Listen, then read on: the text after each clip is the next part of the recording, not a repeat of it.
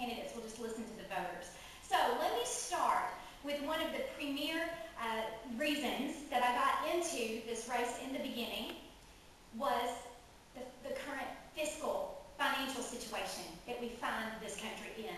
I do believe a train wreck, an economic train wreck, is about to happen if we don't put the skids on the uncontrolled, reckless, irresponsible, skyrocketing federal spending that we're seeing going on in the United States Congress. Now, why am I punching around on Congress? Congress holds the purse strings, not the Senate, not the President. They can make requests, but Congress holds the purse.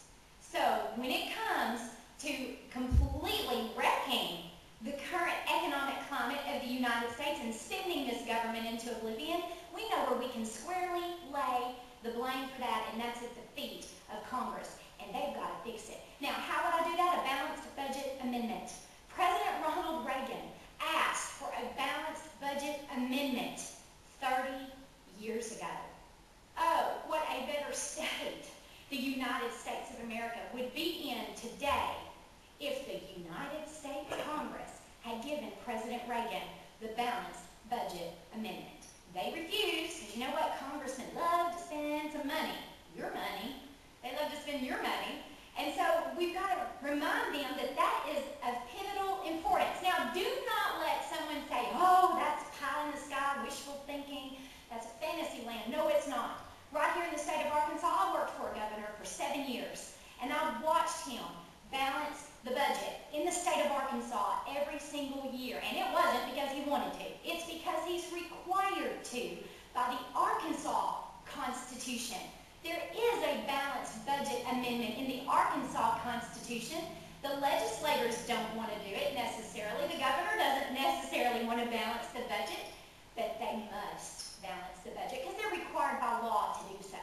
Now, if we can do that here in the state of Arkansas, then by George, so can the federal government. And if it takes an Arkansas girl to go up there and show them how to do it, I'm going to try. Because I think it's time that they did what we can do here in Arkansas. Now, just to put it in perspective, when I announced for office on March the 4th of this year, we sat at a $12.6 trillion national debt. 12.6. All the good old days.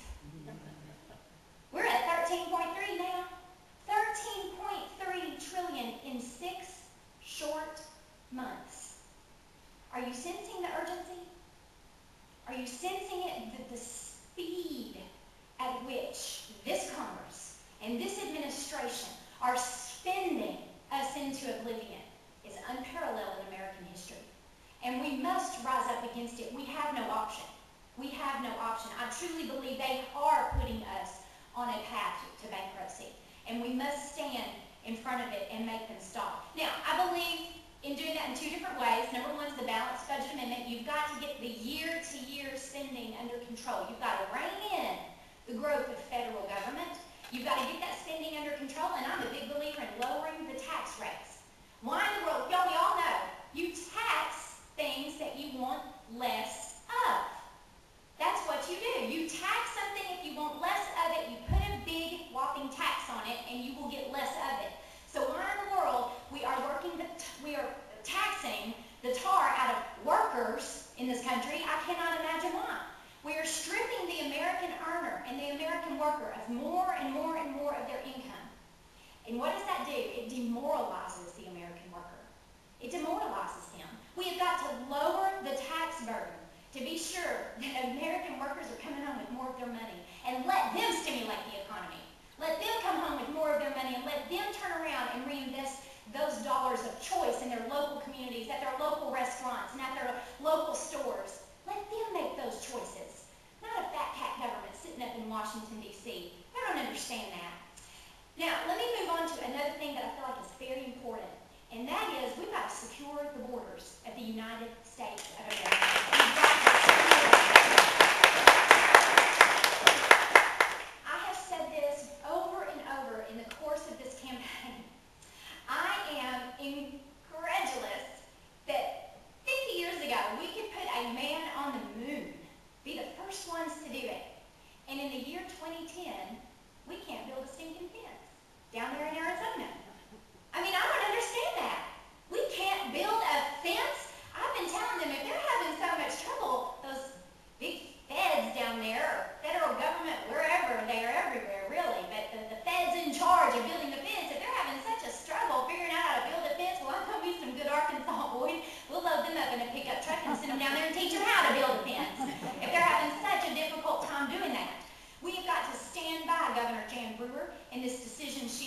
made to defend her state and defend the people within the state. Here's what I find interesting. This is a federal government responsibility. This is a mandate as stated specifically by the United States Constitution. Why is it the federal government so busy getting into the car companies and getting into the banking bailouts and getting into the stimulus money, getting into the healthcare overhaul, which we'll get to in a minute, and getting into student loan businesses and getting into everything else except the one thing they are supposed to do as mandated by the United States Constitution, and that is protect this country.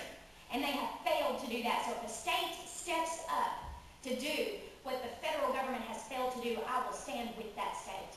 Because if we don't stand with Arizona, then what's the next thing down the pipe that the federal government's going to come decide they're going to pick on Arkansas? And we better hope some other states will come to our defense too. But primarily, we've got to clip the wings of the federal government of life. Now, let me say just a few things briefly about why I'm in this race, because I know that the conventional wisdom out there is that we have a conservative congressman. And I would just say this very respectfully, that if we had a conservative congressman, that Sam Rankin would be downtown running her business today. I'd be teaching my students, I'd be speaking at women's conferences, I'd be doing my radio show and running my small business and contributing in my little neck of the woods as I've been doing right here in Magnolia for the past 6.5 years. But I don't believe we have a conservative congressman. And let me plead my cause. Let me lay the case out there. It's just food for thought. The point is, I do not see how you can vote for this administration's bloated budget that swung the gate open for every bit of the spending that has come down the pipe and call yourself a conservative. Remember, a blue dog is supposed to be a fiscal conservative. So how in the world you can do that and reconcile that in your mind, I can't tell you. How in the world you can vote for a $787 billion stimulus package. $787 billion that then bloated up to $848 billion. Now, how they managed to get all that through, I just couldn't tell you. We approved the $787, and they managed to pork it up even more to $848 billion. Now, are we grateful when the federal crumbs come flicking out throughout our district? Of course, we're grateful, and we roll out the candy apple red carpet and we kiss the ring.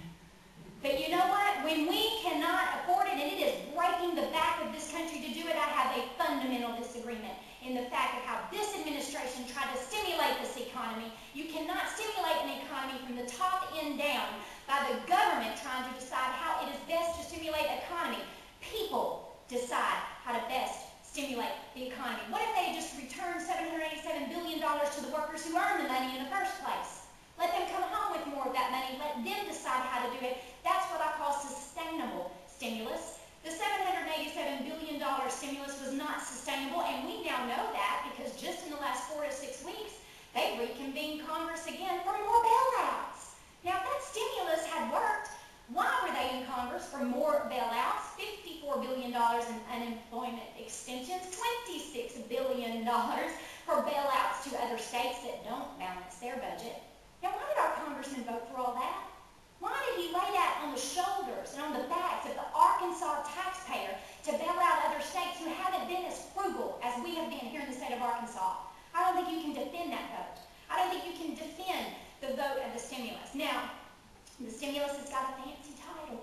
It's called the American Reinvestment and Recovery Act, ARRA. But I don't care what kind of clothes you put on the Barbie doll. The Barbie doll is still the same, and the Barbie doll is plastic because it did not work. It failed to do what it is supposed to do. So the ARRA bill, the ERA bill that Congressman Ross is defending, he is standing by it. He thinks that was a fabulous, fabulous decision. And he'd do it again. Fabulous decision. Well, I say the ARRA bill down here in the deep south, we might as well spell that ERROR because it's a big fat era. That is what I think it is. So we've got to be sure that we start looking at what the federal government is doing. And I know he's running a common sense campaign, but I look at that and that's not common sense, that's nonsense. And it failed. It failed to do what it was sold to the American people to do. They said unemployment would not go above 8%, it shot to 10. You know why? A free market cannot be fooled. It cannot be fooled. And I don't care how fat cat the government gets, it cannot fool a free market. And what made America great is the free enterprise system and the spirit of her entrepreneurs based on a free market system where, yes, we have the freedom to succeed and we do have the freedom to fail. And that usually ends up making us better. And in the end, we are grateful for those failures because that gets us to a place of excellence, not mediocrity. And I'm not satisfied for America to be a mediocre country. I will fight for excellence, and I will fight with every breath in my body. So that's another decision right there, a financial decision. I just don't agree with it. I would not have voted that. No. Now, I would not have done that. I would not have voted for the healthcare overhaul. This is the wrong one. Number one, it's going to bankrupt our country. How in the world we're going to fight our life for Social Security, Medicare, Medicaid, and the interest on the national debt alone? And they go and they pass another outrageously sweeping piece of legislation that turns our medical society upside down and the way we deliver the insurance throughout this country, and does zero, even by their admission, for cost containment, which is what started the conversation in the first place. But he voted for it in committee, got it out of the committee. Now remember, those bills don't go to the floor. They go through several different committees. If they come out of committee, they get blended and they go to the floor. And yes, they get tweaked and edited and modified and amended a little bit. But buddy, if you voted for it in the committee, then you voted for it. And we're not stupid.